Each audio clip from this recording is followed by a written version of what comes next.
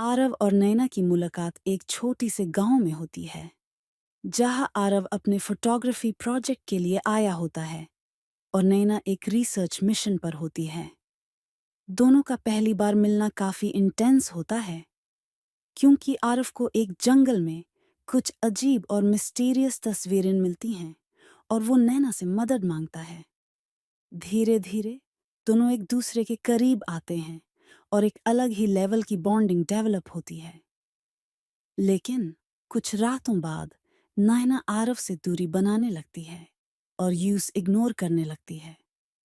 आरव को लगता है कि कुछ तो गड़बड़ है, पर वो समझ नहीं पाता कि आखिर ये सब क्यों हो रहा है। एक रात आरव को पता चलता है कि नैना का कोई पुराना राज है, जिससे वो किसी के साथ शेयर नहीं करना चाहती। उस रात आरव जंगल में एक सीक्रेट केव डिस्कवर करता है, जहां उससे एक डायरी मिलती है जो नैना की है। उस डायरी से आरव को पता चलता है कि नैना किसी सीक्रेट मिशन पर है और यूस किसी पावरफुल फोर्स का खतरा है जो जंगल में रहता है।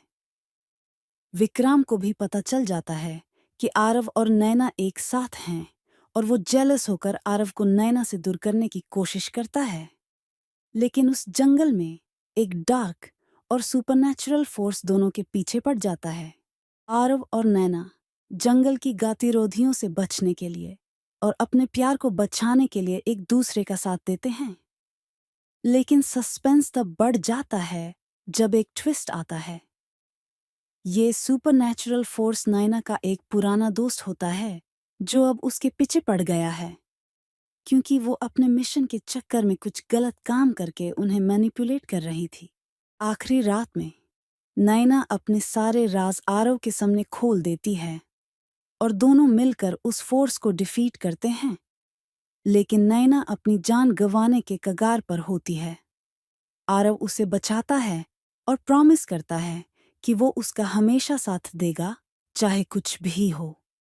इस थ्रिलिंग और सस्पेंसफुल कहानी का अंजाम होता है आरव और नैना के साथ आने वाले फ्यूचर की तरफ एक नई उम्मीद के साथ।